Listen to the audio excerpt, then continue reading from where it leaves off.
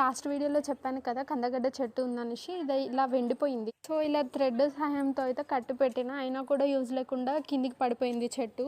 తర్వాత ఎలాగో ఇది పడిపోయింది కదా అని చెప్పేసి దీంట్లో ఒక గడ్డ ఉంటుంది కదా అని తవ్వడం అయితే స్టార్ట్ చేసిన. స్టెమ్ దగ్గర అయితే మొత్తం బూజు బూజుగా ఉంది, దానికి చిన్న చిన్న పురుగులు ఉన్నాయి, అది ఇంకా స్టిక్కీగా ఉంది. నేను ఫస్ట్ అనుకున్నా ఇది స్పాయిల్ అయిపోయింది, ఏం యూజ్ ఉండదేమో అనుకున్నాం.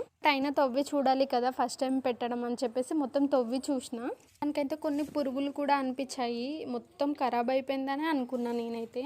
ఫస్ట్ అయితే ఇది పెట్టడం ఫస్ట్ టైం, అండ్ దీని హార్వెస్టింగ్ టైం ఏంటో మాకు కూడా తెలీదు. సో ఇలా చెట్టు తీసి చూస్తే అయితే ఫస్ట్ రెడ్గా ఒక స్టెమ్కి కాకుండా ఇంకొకటి వెళ్ళింది. ఫస్ట్ అదే చూసి కందగడ్డ అనుకున్నా, బట్ అలా ఉండదు అని చెప్తే మా డాడీ ఇంకా తవ్వడం స్టార్ట్ చేసిన. అప్పుడు చాలా వేర్లతో అయితే ఇలా కనిపించింది నాకు చిన్నగా. అప్పుడు అనిపించింది ఇందులో కంపల్సరీ కందగడ్డ అయితే ఉంది అని అనేసి ఇంకా కొంచెం డెప్త్గా తవ్వడం అయితే స్టార్ట్ చేసిన. మీకు తెలుసా దీని రూట్స్తో కూడా చెట్టు పెంచడం వచ్చంట, అది నెక్స్ట్ వీడియోలో చెప్తాను. నాకు రావట్లే అని చెప్పేసి మా డాడీ స్టార్ట్ చేశారు తవ్వడం. మొత్తం తవ్వగానే ఒక కందగడ్డ అయితే వచ్చేసింది.